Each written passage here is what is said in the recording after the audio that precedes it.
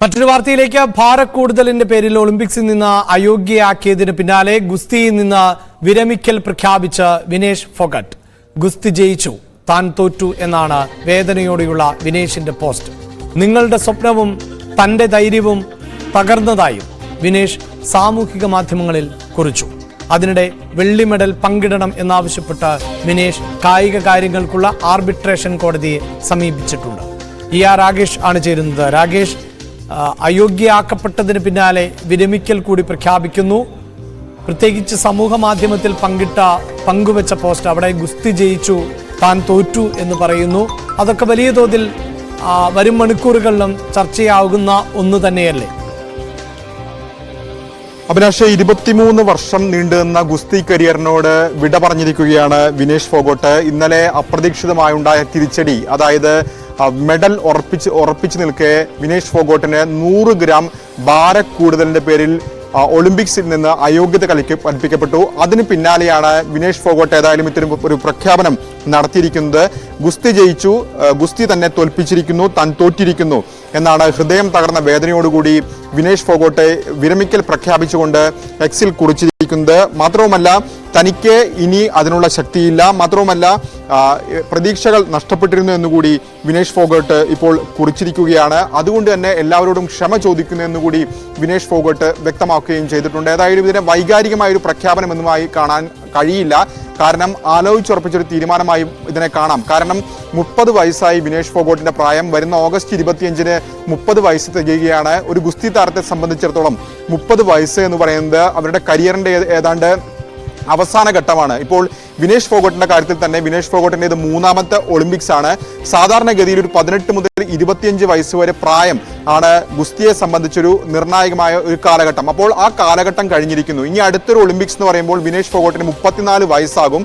സ്വാഭാവികമായും അതൊരു സംബന്ധിച്ച് അതുവരെ ഫിറ്റ്നസ് നിലനിർത്തുക തുടങ്ങിയ കാര്യങ്ങളൊക്കെ തന്നെ വലിയ പ്രയാസമാണ്. അതുകൊണ്ട് തന്നെ ഇത് വൈകാരികതയ്ക്കപ്പുറം ആലോചിച്ചെടുത്ത തീരുമാനമാണ് എന്ന് തന്നെ പറയാം. അപ്പോൾ പോലും ഇന്ത്യക്കാർക്ക് വളരെ വേദനയുണ്ടാക്കുന്ന കാര്യമാണ്. ഒരുപക്ഷെ വിനേഷ് ഫോഗട്ട് ആദ്യ റൗണ്ടിലോ മറ്റോ തോറ്റു പുറത്താവുകയോ അല്ലെങ്കിൽ ആദ്യ ദിനം തന്നെ ഇത്തരത്തിൽ ഭാരക്കൂടുതലായിക്കൊണ്ട് പുറത്താവുകയോ ചെയ്തിരുന്നെങ്കിൽ ഇങ്ങനെയൊന്നും ഉണ്ടാകില്ലായിരുന്നു. ഇത്തരമൊരു ആളുകൾക്ക് ഇത്തരമൊരു അടുപ്പമോ അല്ലെങ്കിൽ തന്നെ ഇത്തരമൊരു സങ്കടമോ ഒന്നും തന്നെ ഉണ്ടാകില്ലായിരുന്നു. മറിച്ച് വിനേഷ് ഫോഗട്ട് വലിയ പ്രതിസന്ധികളെ അതിജീവിച്ചുകൊണ്ട്, പ്രധാനപ്പെട്ട താരങ്ങളെ അതിജീവിച്ചുകൊണ്ട്, ലോക 1ാം നമ്പർ താരത്തെ അടക്കം അട്ടിമറിച്ചുകൊണ്ട് വിനേഷ് ഫോഗട്ട് ഫൈനലിലെത്തുന്നു. അങ്ങനെ ഫൈനൽ മത്സരത്തിൽ ഇറങ്ങാൻ മുമ്പുള്ള പരിശോധനയിലാണ് 100 ഗ്രാം കൂടുതൽ എന്ന പേരിൽ വിനേഷ് ഫോഗട്ട് അയോഗ്യയാക്കപ്പെടുന്നത്. അതാണ് ഈ സംഭവത്തെ വൈകാരികമാക്കുന്നത്, സങ്കടമുണ്ടാക്കുന്ന കാര്യമായി മാറുന്നത്. ഏതായാലും വിനേഷ് ഫോഗട്ടിന് മുൻപിൽ ഇനിയുള്ള വഴി എന്ന് പറയുന്നത് കായിക രംഗത്തെ തർക്ക പരിഹാര കോടതിക്ക് മുമ്പിൽ ഇപ്പോൾ സമർപ്പിച്ചിട്ടുള്ള അപേക്ഷയാണ്.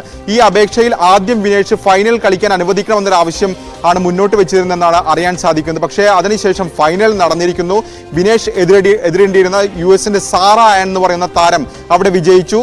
വിനേഷ് അയോഗ്യയാക്കിയത് കൊണ്ട് മാത്രം ഫൈനലിലേക്ക് പ്രവേശിച്ച വിനേഷ് സെമി ഫൈനലിൽ 5-0 തകർത്ത ക്യൂബയുടെ ഗുസ്മാൻ ആണ് വെള്ളി മെഡൽ ജേതാവ്. ഏതായാലും ഈ പുതുക്കിയ അപേക്ഷയിൽ വിനേഷ് ഫോഗട്ട് ചൂണ്ടിക്കാണിച്ചിരിക്കുന്ന പ്രധാനപ്പെട്ട കാര്യം വെള്ളി മെഡൽ പങ്കിടണം എന്നൊരു ആവശ്യമാണ് മുന്നോട്ട് വെച്ചിരിക്കുന്നത്. അങ്ങനെ ഒരു ആവശ്യം ഉന്നയിക്കാനുള്ള പ്രധാനപ്പെട്ട കാര്യം ആദ്യ ദിനത്തിലെ പരിശോധനയെല്ലാം തന്നെ വിനേഷ് ഫോഗട്ട് ക്ലിയർ ചെയ്തിരുന്നു. അതായത് 49.9 ആയിരുന്നു വിനേഷ് ഫോഗട്ടിന്റെ ഭാരം.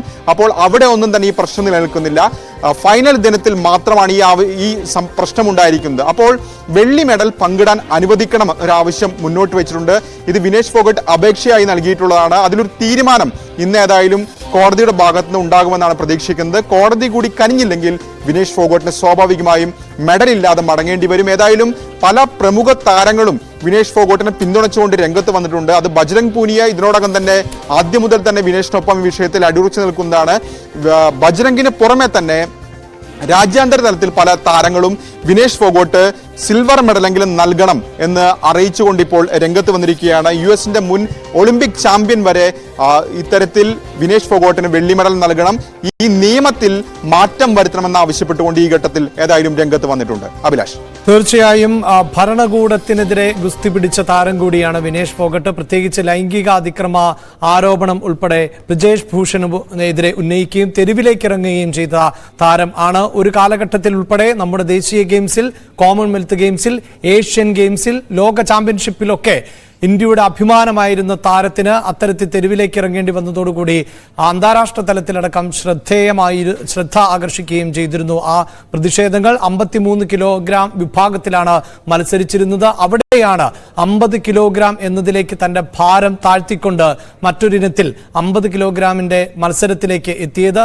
അവിടെ ഓരോ മത്സരങ്ങൾക്ക് മുമ്പും ഭാരം തൂക്കി നോക്കുന്ന രീതികൾ ഉണ്ട്. അവിടെയൊക്കെ പാസ്സായ ശേഷം അവസാന മത്സരത്തിനിറങ്ങുമ്പോൾ, ഫൈനൽ പോരാട്ടത്തിനിറങ്ങുമ്പോൾ, ഇവിടെ രാകേഷ് സൂചിപ്പിച്ചതുപോലെ അതിനു മുമ്പുള്ള പോരാട്ടങ്ങളിൽ ലോക 1-ാം നമ്പർ താരങ്ങളെ, ചാമ്പ്യന്മാരെ കീഴടക്കി ആണ് വിനേഷ് ഫോഗട്ട് ഫൈനൽ പോരാട്ടത്തിന് ഇടം പിടിച്ചത്. പക്ഷേ ആ മത്സരത്തിന് തൊട്ടുമുമ്പ് നടത്തിയ ഭാരപരിശോധനയിൽ പരാജയപ്പെടുമ്പോൾ മുന്നോട്ട് വയ്ക്കുന്ന ആവശ്യം, താൻ വെള്ളിയുറപ്പിച്ച അല്ലെങ്കിൽ സെമിയിൽ മത്സരിക്കുമ്പോൾ തന്റെ ഭാരം എന്നത് 50 കിലോഗ്രാം ആയിരുന്നു എന്ന് അധികൃതർക്ക് ബോധ്യപ്പെട്ടതാണ്. അതിനുശേഷമുണ്ടാകുന്ന ഭാരവർദ്ധനവ് അതിനെ അയോഗ്യതയാക്കി കണക്കാനാകില്ല എന്ന തരത്തിലുള്ള ഒരു പരാതിയുമായി രംഗത്തെത്തുമ്പോൾ ഇനി ഇത് നിയമങ്ങളിലടക്കം, ഗുസ്തി നിയമങ്ങളിലടക്കം ഏതെങ്കിലും തരത്തിൽ മാറ്റം വരുത്തുമോ എന്നുള്ളതാണ്. എന്തായാലും ഫൈനൽ മത്സരത്തിന് അവസരം നൽകണമെന്ന ആവശ്യം തള്ളിക്കൊണ്ട് ഒളിമ്പിക്സ് അസോസിയേഷൻ വ്യക്തമാക്കിയത്, ഏതെങ്കിലും ഒരു താരത്തിന് വേണ്ടി നിയമങ്ങൾ മാറ്റിമറിക്കാനാവില്ല.